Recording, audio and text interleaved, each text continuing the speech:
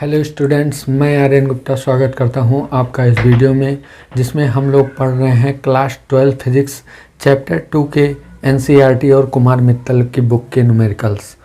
बच्चों, last class में हम लोगों ने 4 लेक्चर कंप्लीट कर लिया है और बहुत ढेर सारे न्यूमेरिकल भी हो गए हैं। तो आज के इस लेक्चर में हम लोग संधारित्रों के संयोजन पर आधारित कुछ न्यूमेरिकल्स पढ़ेंगे। ये जो न्यूमेरिकल्स हैं बहुत ख़ास न्यूमेरिकल हैं और सबसे अलग तरीके के न्यूमेरिकल्स हैं। वीडियो बहुत ही इंपॉर्टेंट होने वाली है क्योंकि आज के ये जो क्वेश्चन हैं आपके अनसॉल्व्ड पेपर से लिए गए हैं। समझ लीजिए बहुत ही इंपॉर्टेंट है, आपके बोर्ड परीक्षा में 2 से 3 बार भी आया भी है ये क्वेश्चन। बहुत ही इंपॉर्टेंट क्वेश्चन है। वीडियो बहुत ही इंपॉर्टेंट होने वाली है, आप लोग वीडियो को पूरा देखिएगा। और वीडियो देखने के बाद अगर आप लोग इसका पीडीएफ चाहते हैं तो पीडीएफ का लिंक आपको हमारे नीचे डिस्क्रिप्शन बॉक्स में मिल जाएगा, वहाँ से जाके पीडीएफ को बिल्कुल फ्री डाउनलोड कर सकते हैं। तो चलिए शुरू करते हैं आज की हम अपनी क्लास। ले चलते हैं हम आपको अपने स्टडी टेबल पर और आप लोग अपनी कॉपी पेन निकाल लीजिए और हमारे साथ पढ़ना शुरू कीजिए। प्यारे बच्चों, आगे हम अपने स्टडी टेबल पर और आज की इस क्लास में हम लोग अनसॉल्व्ड पेपर में आए हुए इम्पॉर्टेंट एनसीईआरटी न्यूमेरिकल्स को सॉल्व करेंगे जो चैप्टर 2 से रिलेटेड है। स्थिर विद्युत विभव एवं धारिता वाले लेसन से रिलेटेड क्वेश्चन है। तो चलिए, क्वेश्चन आपके स्क्रीन पर आएगा, मैं यहाँ पर सॉल्व करता हूँ। ठीक है, पहला क्वेश्चन जो है, मैं एक बार क्वेश्चन को पढ़ूँगा, उसके बाद आप लोग ध्यान से देखिए। क्वेश्चन स्क्रीन पे आ जाएगा, जिसको भी स्क्रीनशॉट लेना है वो ले सकता है। पहला क्वेश्चन है, कह रहा है कि एक समांतर प्लेट संधारित्र की प्रत्येक प्लेट का क्षेत्रफल a तथा उनके बीच दूरी d है। प्लेटों के बीच आधे आधे भाग में 2 भिन्न भिन्न विद्युत रोधी पदार्थ जिनके परावैद्युतांक क्रमशः K1 व K2 हैं 2 विन्यासों में बारी बारी से भरे जाते हैं। प्रत्येक विन्यास a व b में संधारित्र की धारिता ज्ञात कीजिए। देखिए बच्चों, यहाँ क्वेश्चन में फिगर बना है। इससे पहले मैं एक एक पार्ट को यहाँ पर सॉल्व करूँगा और एक एक पार्ट का फिगर यहाँ पर बनाते जाऊँगा। पहले जो क्वेश्चन में फिगर आपको दिखाई दे रहा है मैं यहाँ पर बनाता हूँ, फिर पहला पार्ट हम लोग सॉल्व करते हैं। देखिए बच्चों, यहाँ पर हमने फिगर बना दिया। ये जो है पहले क्वेश्चन का पहला पार्ट है। ठीक है, एक एक पार्ट हम बारी बारी से करेंगे। पहला पार्ट है। अब इसमें जो ये फिगर बना है, हम मान लेते हैं कि ये समांतर प्लेट संधारित्र की दोनों जो प्लेटें हैं इनके बीच की जो दूरी है वो क्या है, d है। इनके बीच की दूरी को हम क्या मान लेते हैं, d मान लेते हैं। और प्लेटों का क्षेत्रफल क्या मान लेते हैं, a मान लेते हैं। इनके प्लेटों के बीच की दूरी हम क्या मान लेते हैं, d मान लेते हैं। और दोनों प्लेट का क्षेत्रफल, इसका भी a है और इसका भी प्लेट का क्षेत्रफल क्या है, a है। ठीक है, दोनों प्लेटों का क्षेत्रफल मान लेते हैं। अब इसमें जो K1 और K2 मोटाई की, K1 और K2 परावैद्युतांक की 2 पट्टियाँ भरी हैं। अगर देखा जाए तो इस संधारित्र में, इस समांतर प्लेट संधारित्र में आधे भाग में K1 है और आधे भाग में क्या है, K2 है। या हम कहें आधे क्षेत्रफल में, यहाँ से यहाँ तक के क्षेत्रफल में,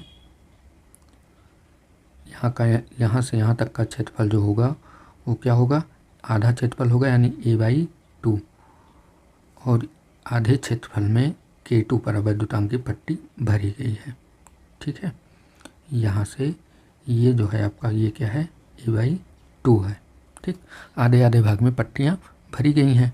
अब ये जो परावैद्युत की पट्टियाँ हैं ये दोनों किसकी तरह व्यवहार करेंगी, जैसे कि समांतर क्रम में 2 संधारित्र जुड़े हुए हैं।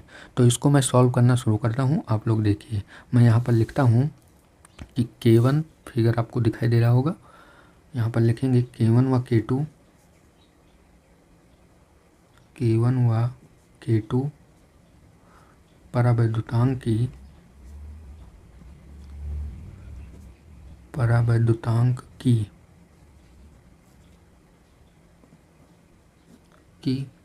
पट्टियाँ, परावैद्युतांक की पट्टियाँ समांतर क्रम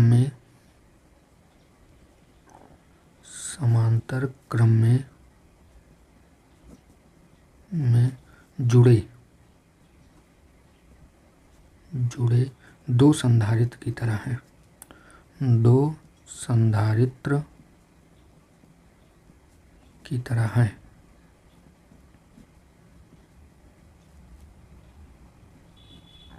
अतः अब अगर 2 संधारित्र की तरह है, ये पहला संधारित्र है, ये दूसरा संधारित्र है, दोनों कैसे जुड़े हैं, समांतर क्रम में, तो अतः तुल्य धारिता। अब हम लोग तुल्य धारिता निकाल लेते हैं। समांतर क्रम में धारिता का जो फार्मूला होता है वो C इक्विवेलेंट बराबर क्या होता है, C1 + C2। तो ऐसे दोनों का यहाँ पे हमें निकाल लेना है। लेकिन यहाँ पर क्या है, इन पट्टियों के बीच परावैद्युत पदार्थ है, तो परावैद्युत में धारिता C के बराबर हम लिखेंगे पहले वाले संधारित्र के लिए CK1 और दूसरे वाले संधारित्र के लिए CK2। ठीक है, अब इसका मान रख देंगे। तो पहली प्लेट के लिए C के बराबर, यहाँ पर फॉर्मूला क्या होता है, K(A)ε0/d, तो K1 हो जाएगा। और A की जगह पे पहले के लिए लिख रहे हैं K1 वाले के लिए, तो A की जगह इसका क्षेत्रफल क्या है, A/2 है। तो वही चीज़ हम यहाँ पर लिखेंगे A/2। 2 कहाँ रखेंगे, नीचे रखेंगे, और यहाँ पर ε0 बटे में क्या आएगा, d। ठीक है ना बच्चों। अब इसके बाद ऐसे सेम इसको कर देंगे, तो ये हो जाएगा K2 और A(ε0/2d। ठीक है, अब यहाँ पर देखिए हम क्या करते हैं, कॉमन लेते हैं। दोनों में जो कॉमन दिख रहा है उसको कॉमन लेते हैं। क्या क्या कॉमन है, A(ε0/d) यहाँ भी है, यहाँ भी है, नीचे 2d, यानी पूरा एक कॉमन हो जाएगा। A(ε0/2d कॉमन हो जाएगा, और अंदर क्या बचेगा, अंदर बचेगा आपका K1 + K2। ठीक है, यही क्या हो जाएगा, समांतर क्रम में तुल्य धारिता हो जाएगी इस क्वेश्चन की। तो आपको ये समझ में आया होगा। अब इसका जो अगला पार्ट है मैं इसके आगे करूँगा। ये पहले पार्ट का आंसर हो गया। ठीक है ना बच्चों, बहुत ही आसान है, बस केवल आपको जोड़ के बता देना है। यहाँ पर कोई वैल्यू नहीं दी गई है कि आपको रखना है या कैलकुलेशन करना है। ठीक है ना, कोई वैल्यू नहीं दी गई है, बस आपको केवल 2 पट्टियाँ K1 और K2 की हैं, इनको आपको जोड़ के बस बता देना है कि क्या आएगा। ठीक है ना, अब देखते हैं दूसरा पार्ट इसका। चलिए बच्चों, इस क्वेश्चन का बी वाला पार्ट तो देखते हैं। तो बी वाले पार्ट का फिगर हमने यहाँ बना दिया है। अब देखिए यहाँ पर जो K1 और K2 परावैद्युतांक की जो दोनों पट्टियाँ रखी हैं वो पूरे क्षेत्रफल में रखी हैं, लेकिन अब की बार आधे आधे दूरी में रखी हुई हैं। अगर देखा जाए तो इनके बीच की पूरी दूरी जो है, अभी कितना बताए थे हम, d है। ठीक है, पूरी दूरी इनके बीच की कितना है, d है। और जो है ये वाली K1 वाली पट्टी आधे भाग में है, यानी d/2 में, और ये K2 वाली पट्टी भी आपकी d/2 में है। ठीक है, यानी आधे भाग में ये वाली पट्टी, आधे भाग में ये वाली पट्टी। अभी इसके पहले वाले में क्षेत्रफल आधे आधे में भरा था, अब दूरी आधे आधे में भरी हुई है। प्लेटों का क्षेत्रफल अब भी वही है, पहली प्लेट का क्षेत्रफल A, दूसरी भी का प्लेट का क्षेत्रफल A। तो यहाँ पर ये दोनों किसकी तरह व्यवहार करेंगी, श्रेणी क्रम में जुड़े 2 संधारित्रों की तरह, क्योंकि एक संधारित्र हम इसको मान लेते हैं K1 परावैद्युतांक का, और K2 परावैद्युतांक का दूसरे संधारित्र को C2 मान लेते हैं। तो ये दोनों जो हैं कैसे जुड़े हैं, समान श्रेणी क्रम में। तो यहाँ पर हम लिखेंगे, मैं यहाँ पर लिख देता हूँ, आप लोग देखिए, लिखेंगे K1 व K2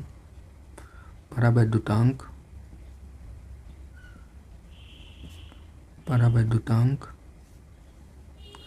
की पट्टियाँ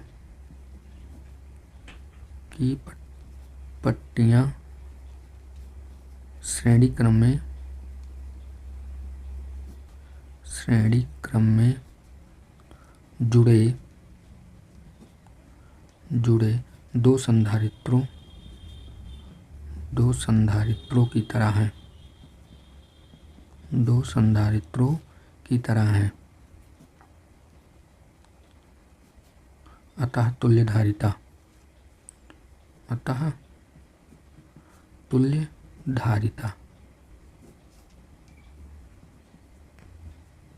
ठीक है, तो तुल्य धारिता जब निकालेंगे, फॉर्मूला होता है A(ε0/d। तो क्षेत्रफल तो A ही रहेगा आपकी बार, लेकिन दूरी जो होगी पहले की d/2 हो जाएगी, और दूसरे वाले की भी कितना हो जाएगी, d/2 हो जाएगी। इसको हम अगले पेज पर करते हैं, आप लोग देखिए बच्चों, यहाँ पर श्रेणी क्रम में जो तुल्य धारिता का फॉर्मूला होता है, इसको हम लोग लिखते हैं C के बराबर CK1 × CK2 बटे में CK1 + CK2। ठीक है, यानी फॉर्मूला होता है C1 × C2 बटे C1 + C2। चूँकि K1 K2 परावैद्युत की 2 पट्टियाँ हैं और दोनों संधारित्र की तरह हैं, तो इसको हम CK1 CK2 और CK1 + CK2 लिख देते हैं। ठीक है ना, अब यहाँ पर हम मान रखेंगे, तो यहाँ पर मान रखेंगे तो CK1 का मान आएगा K1 A एप्सिलॉन नॉट। अब पहली पट्टी है कितने भाग में है, D/2 भाग में है, ठीक है।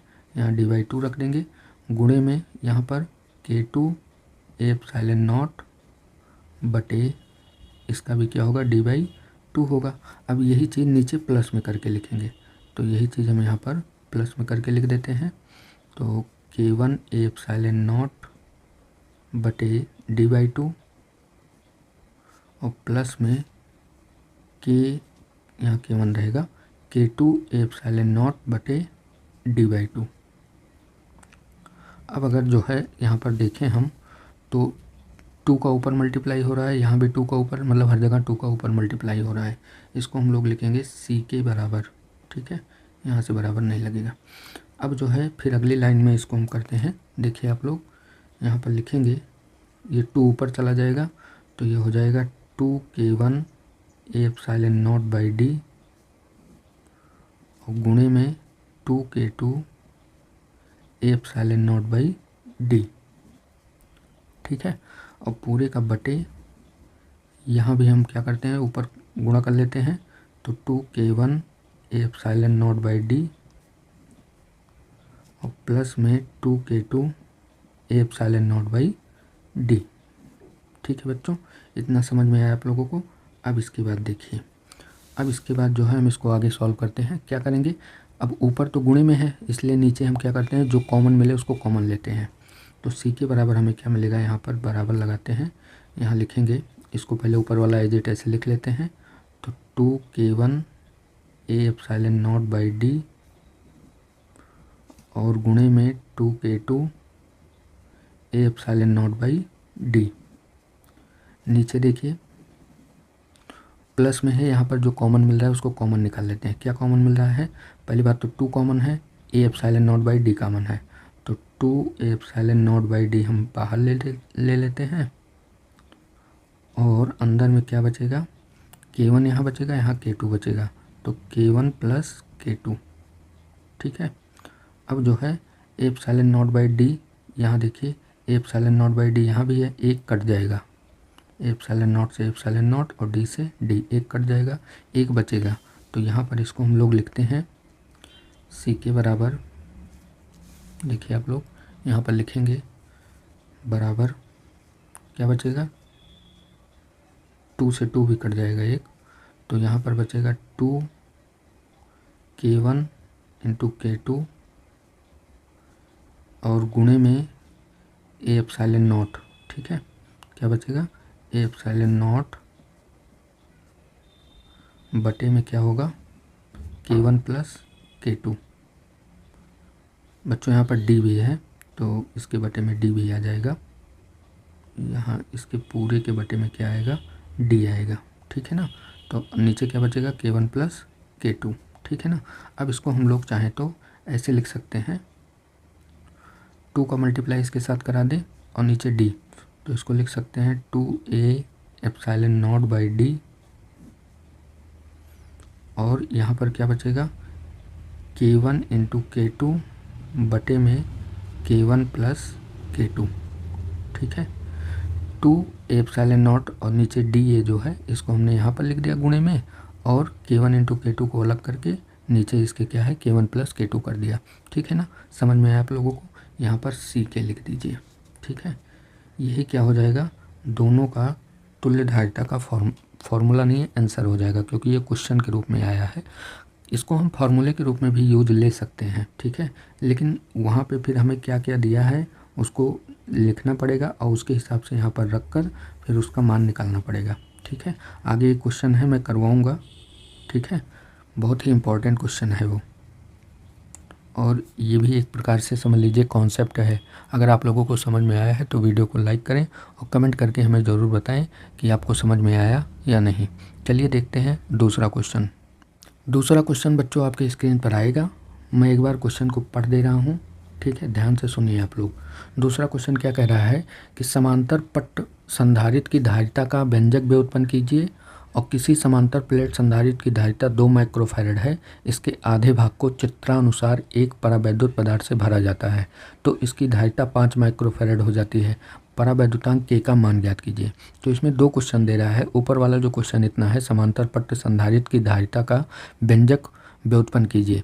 तो इसका डेरिवेशन हमने आपको कराया है, उसका लिंक मैं नीचे आपको डिस्क्रिप्शन बॉक्स में दे दूंगा और आपको हमारे प्लेलिस्ट में भी मिल जाएगा। जो हमारे चैनल पर प्लेलिस्ट बनी है क्लास 12 फर्स्ट फिजिक्स की, तो उसमें आपको इसका डेरिवेशन भी मिल जाएगा। बाकी लिंक मैं नीचे आपको डिस्क्रिप्शन बॉक्स में दे दूंगा, वहाँ से जाके इसको देख सकते हैं। तो इसमें जो रिलेटेड क्वेश्चन है, इसका फिगर आप लोगों को दिखाई दे रहा होगा। मैं फिगर यहाँ पे बना के आप लोगों को समझाता हूँ, उसके बाद इसको सॉल्व करता हूँ। देखिए बच्चों, ये भी क्वेश्चन कुछ पहले वाले की तरह ही है।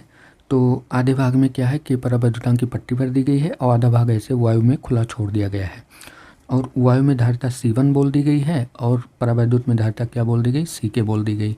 अब अगर देखा जाए तो ये दोनों 2 संधारित्र की तरह व्यवहार करेंगे। कैसे जुड़े हैं, ये ऊपर वाला और नीचे वाला, ये दोनों समांतर क्रम में जुड़े हैं।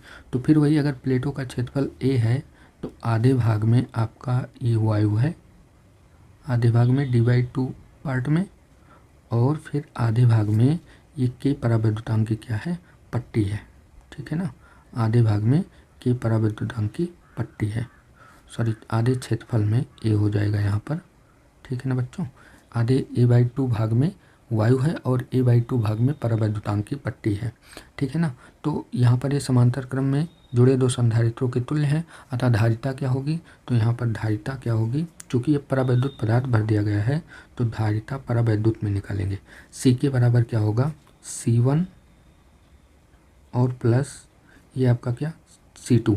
ठीक है, C1 प्लस CK, ये दोनों हैं, इन दोनों को हम क्या करेंगे, जोड़ देंगे। तो ये तुल्य वाला है। ठीक है, इससे कंफ्यूज मत होना कि CK यहाँ भी है, CK यहाँ भी है, तो ये तुल्य वाला है। तो ये आपको मान दिया गया है। ठीक है, इसको हम रखेंगे अभी यहाँ पर कि CK बराबर, फिर लिखेंगे, पहले यहाँ फार्मूला लिख लेते हैं। CK बराबर इसके लिए होगा K A epsilon not by 2D। ठीक है, इसके लिए होगा K epsilon not by 2D। यहाँ पर K नहीं होगा, यहाँ पर A होगा, क्योंकि ये C1 है, यहाँ पर परावैद्युत की पट्टी नहीं रखी। देखिए यहाँ पर चित्र में ये C1 वाला है, यहाँ पर परावैद्युत की पट्टी नहीं है, तो यहाँ से K नहीं रहेगा, K दूसरे वाले में रहेगा। तो यहाँ पर रखेंगे A epsilon not by 2D, क्योंकि A/2 क्या है, क्षेत्रफल है, और epsilon not by D। Plus में यहाँ पर रखेंगे K A epsilon not by 2D।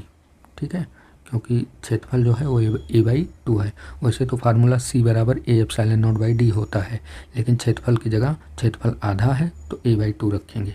अब देखिए, इसमें हम कॉमन ले लेते हैं। पहली बात तो CK का मान आपको दिया है कि जब परावैद्युत की पट्टी भर रख दी जाती है तो उसकी धारिता 5 माइक्रोफैरड हो जाती है, यानी CK की जगह हम रख सकते हैं 5 माइक्रोफैरड। ठीक है, बराबर में यहाँ पर देखिए, अगर हम कॉमन ले लें तो क्या कॉमन आएगा, A epsilon not by D 2D। तो क्या बचेगा यहाँ पे बचेगा 1 प्लस K। ठीक है, यहाँ ये पूरा निकल गया तो 1 बचेगा, प्लस ये जो है पूरा निकल गया तो केवल K बचेगा। अब जो है A epsilon not by 2D, यहाँ से देखिए इसको हम लिख सकते हैं कि 5 गुणे, इसको हम लिखेंगे 5 गुणे 10 की घात -6 माइक्रो है, 10 की घात -6 बराबर में 1/2 को हम बाहर करते हैं और A epsilon not by D क्या है, C है। ठीक है, A epsilon not by D क्या है, C है, और ब्रैकेट में क्या हो जाएगा, 1 प्लस K हो जाएगा। ठीक है बच्चों, अब C का मान आपको क्वेश्चन में दिया है कि संधारित्र की धारिता 2 माइक्रोफैरड है, यानी वायु में जो धारिता है वो कितनी है, 2 माइक्रोफैरड है। तो यहाँ पर लिखेंगे 1/2 और C की जगह 2 माइक्रोफैरड, यानी 2 गुणे 10 की घात -6, और यहाँ ब्रैकेट में रहेगा 1 प्लस K। ठीक है ना बच्चों, अब जो कट रहा है उसको काट दीजिए, यहाँ 2 से 2 कट गया और 10 की घात -6 से 10 की घात -6 कट गया।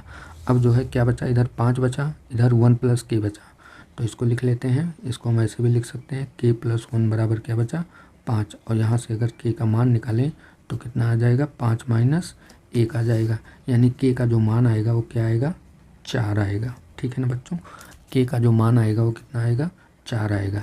ये क्या हो जाएगा, आपका आंसर हो जाएगा। ठीक है ना, समझ में आया बच्चों आप लोगों को? अगर समझ में आया है तो वीडियो को लाइक कीजिए, कमेंट ज़रूर कीजिए। ठीक है ना बच्चों, देखिए बच्चों, ये जो तीसरा क्वेश्चन है ये भी सेम उसी तरह है, लेकिन अब की बार थोड़ा सा डिफरेंस ये है कि K1 और K2 परावैद्युतांक की जो दोनों पट्टियाँ रखी हैं, इसमें जो है पहली पट्टी जो है वो A/3 क्षेत्रफल में है। ठीक है, पहली पट्टी जो है वो यहाँ से यहाँ तक का क्षेत्रफल जो है वो क्या है, A/3 क्षेत्रफल में है, क्वेश्चन में दिया है ये। और ये जो है यहाँ से लेकर यहाँ तक ये 2A/3 क्षेत्रफल में है, यानी जो क्षेत्रफल बच रहा है 2A/3 के क्षेत्रफल में है। प्लेटों का क्षेत्रफल हमने क्या मान लिया है, A।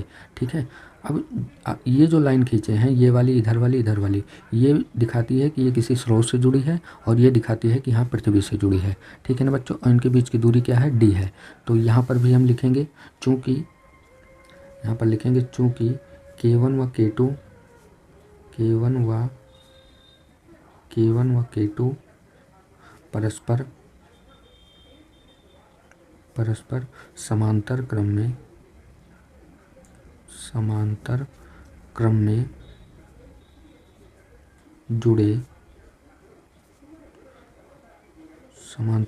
जुड़े दो संधारित्रों के तुल्य हैं,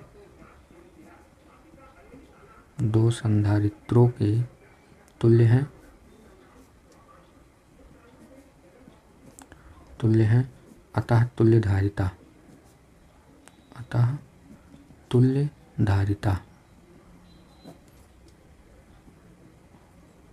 धारिता निकालेंगे हम।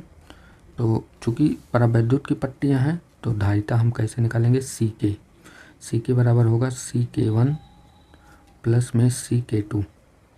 ठीक है ना बच्चों, CK1 बटे CK2।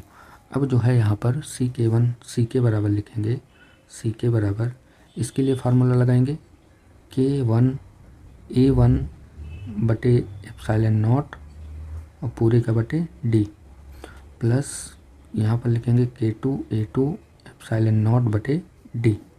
यहाँ पर देखिए बच्चों, D को हमने सेम रखा है क्योंकि दूरी यहाँ पर फिगर में नहीं चेंज हो रही है। ठीक है ना, केवल क्या चेंज हो रहा है, क्षेत्रफल चेंज हो रहा है। तो इसको हमने A1 मान लिया, इसको हमने A2 मान लिया। ठीक है ना, यहाँ पर आप लोग देखिए, इसको हमने ऐसे मान के रखा है।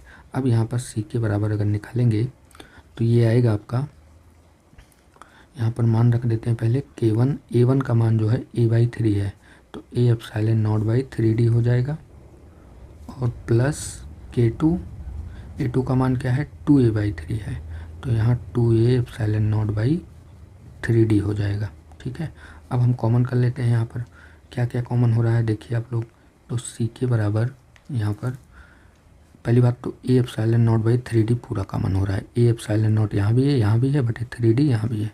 ठीक है, तो A epsilon not by 3D हम कॉमन ले लेते हैं, और अंदर में क्या बचेगा, अंदर में बचेगा K1, यहाँ पर K1 बचा और यहाँ पर 2K2 बचा, तो प्लस 2K2। ठीक है, बस यही क्या हो जाएगा, इसका आंसर हो जाएगा। इस क्वेश्चन का यही छोटा सा आंसर है। ठीक है ना बच्चों, समझ में आया आप लोगों को? अगर समझ में आया है तो कमेंट करके हमें ज़रूर बताएं कि आपको वीडियो कैसी लगी, और लाइक करना बिल्कुल ना भूलें। बच्चों, अगर वीडियो पसंद आती है तो अपने दोस्तों में इसे शेयर भी कर दें। ठीक है ना बच्चों, तो आज के लिए इतना ही रखते हैं। आज हम केवल आपके लिए 3 क्वेश्चन लाए थे संधारित्रों के संयोजन पर। ठीक है ना, इसके आगे जो है हम कोई और इम्पोर्टेंट क्वेश्चन देखेंगे इस लेसन से, तो उसको भी मैं आपके लिए लेकर आऊँगा। ठीक है, बस वीडियो पसंद आए तो वीडियो को लाइक कीजिएगा, कमेंट कीजिएगा, और अगर आप हमारे चैनल पर नए हैं, ऐसे ही कॉन्सेप्चुअल पढ़ाई करना चाहते हैं फिज़िक्स की, और अपना फिज़िक्स में 100 नंबर लाना चाहते हैं, तो बस हमारे साथ जुड़ जाइए।